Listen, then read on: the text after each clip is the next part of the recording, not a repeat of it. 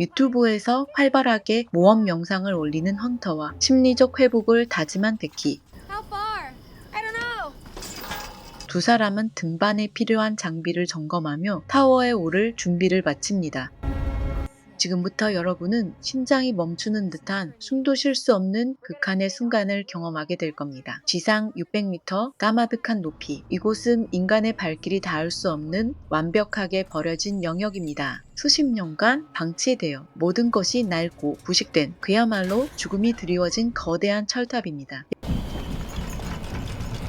영상을 흥미롭게 시청하고 계시다면 잠시 시간을 내어 구독과 좋아요 부탁드립니다. 1년 전 베키와 그녀의 남편 때는 친구 헌터와 같이 거대한 암벽을 타고 있었습니다. 이들은 익스트림 스포츠를 즐기는 모험가였지만 예상치 못한 사고가 그들의 행복을 앗아갔습니다. 등반 중 댄이 추락하면서 그 자리에서 목숨을 잃은 겁니다. 남편을 잃은 충격과 상실감은 베키의 삶을 완전히 멈춰 세웠습니다. 그 후 베키는 1년 동안 빈둔 생활을 하면서 매일 밤 술만 마시며 고통스러운 나날을 보냅니다. 그녀를 걱정하는 아빠의 진심 어린 만류와 조언도 거절하며 스스로를 세상으로부터 격리시킵니다. 그렇게 시간은 흘렀고 어느 날 친구 헌터가 베키를 찾아옵니다. 헌터는 베키를 이 트라우마에서 꺼내야 한다고 생각했습니다.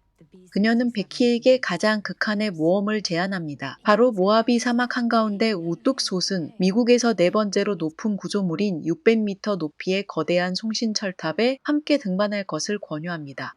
그곳에서 댄의 유고를 뿌려주며 과거를 극복하고 다시 일상을 되찾자고 설득합니다.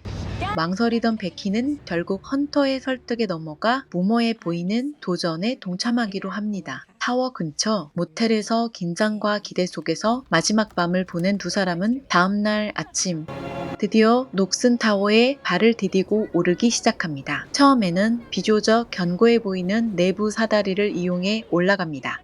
하지만 어느 정도 올라가자 외부로 노출된 낡고 부식된 철제 사다리가 두 사람을 기다리고 있었습니다.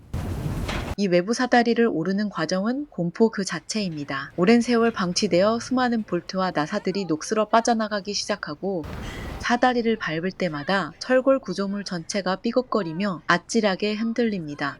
베키와 헌터는 한 발 한 발 신중하게 옮기지만 600m 아래로 펼쳐진 사막의 풍경은 그들의 심장을 옥죄어옵니다. 낡고 오래된 구조물에서는 못들이 빠지기 시작하고 두 사람은 이 불안정한 철제 구조물이 언제 무너져 내릴지 모른다는 극도의 긴장감 속에서 간신히 한 단계씩 올라갑니다.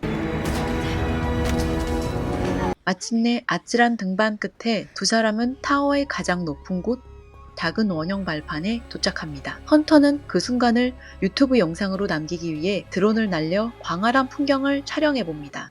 둘은 한 명씩 발판 밖으로 몸을 매달아 사진을 찍는 등 고소공포증을 극복하는 듯한 모습을 보여줍니다. 그리고 베키는 가져왔던 죽은 남편 댄의 요고를 뿌려줍니다. 이 순간 베키는 드디어 1년간의 트라우마를 털어내는 듯한 해방감을 느낍니다.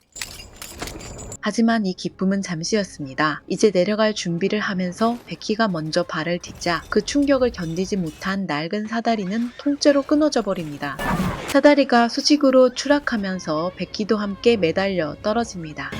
친구 헌터는 끊어지기 직전의 줄 하나를 겨우 붙잡아 매달린 베키를 필사적으로 당겨서 다시 발판 위로 올립니다. 이제 두 사람은 지상 600m 꼭대기에 완전히 갇혀버렸습니다. 내려갈 수 있는 유일한 통로가 사라진 겁니다. 극한의 고립 상황에서 그들은 중요한 장비가 들어있는 가방이 아래쪽 위성 접시에 떨어진 것을 보고 절망합니다. 물론 핸드폰 전파도 전혀 터지지 않습니다. 그들은 망원경을 이용해서 주위를 살피지만 드넓은 모하비 사막에는 멀리 있는 캠핑차 한 개만 발견될 뿐입니다. We don't get service up here, but we definitely did interference with the broadcast antenna. I think you're definitely onto something. 구조의 희망을 찾기 위해 핸드폰 신호를 잡으려고 여러 가지 방법을 동원합니다. Okay, maybe I can get lower. Oh shit! Oh my.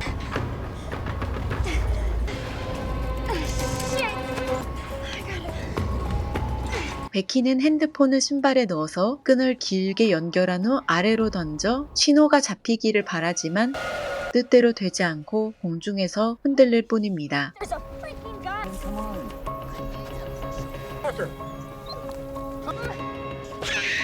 He got the shoe. Or some shit. Okay, I'm gonna fire the flare. 밤이 되자 극도의 추위와 불안감이 두 사람을 덮칩니다. 헌터는 마지막 수단으로 조명탄을 쏘아 올려 자신들의 존재를 멀리 있는 캠핑차에 알리려 합니다. 하지만 이 조명탄은 구조대를 부르는 대신 오히려 캠핑차에 있던 지취들을 이곳으로 이끌었습니다. 그들은 구조를 외면하고 두 여자가 타고 온 차를 훔쳐 달아나 버립니다. 희망이 완전히 사라진 순간 그들은 밤새 추위와 싸워야 했습니다. 새벽이 다가오고 극심한 갈증과 체력 저하에 시달리던 두 사람은 생존을 위해 결단을 내립니다. Dan died. I just 밑에 떨어뜨렸던 가방을 찾기 위해 헌터가 혼자 내려가는 모험을 시작합니다. 헌터는 아슬아슬하게 철골을 타고 내려가 가방이 떨어진 위성 덮시에 도착합니다. Okay. Oh shit.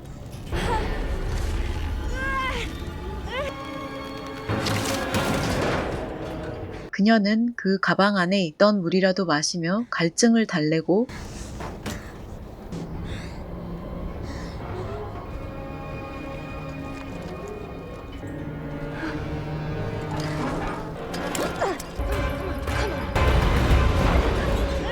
가방을 들고 다시 줄 하나만을 의지해서 죽을 힘을 다해 올라옵니다. 가방은 합보되었습니다. 하지만 이 극한의 생존 과정에서 두 친구 베키와 헌터 사이에 숨겨져 있던 충격적인 진실과 인간관계의 민낯이 드러나기 시작합니다. 이후의 전개는 단순한 생존 스릴러를 넘어 손에 땀을 쥐게 하는 극한의 공포와 예상치 못한 충격적인 반전이 여러분을 기다리고 있습니다. 이 충격적인 서바이벌 드라마의 결말이 궁금하시다면 영화 정주행을 강력히 추천드립니다. 구독, 좋아요 아직 계시면 눌러주시고 다음에 또 영화 추천 영상으로 찾아뵙겠습니다. 시청해주셔서 감사합니다.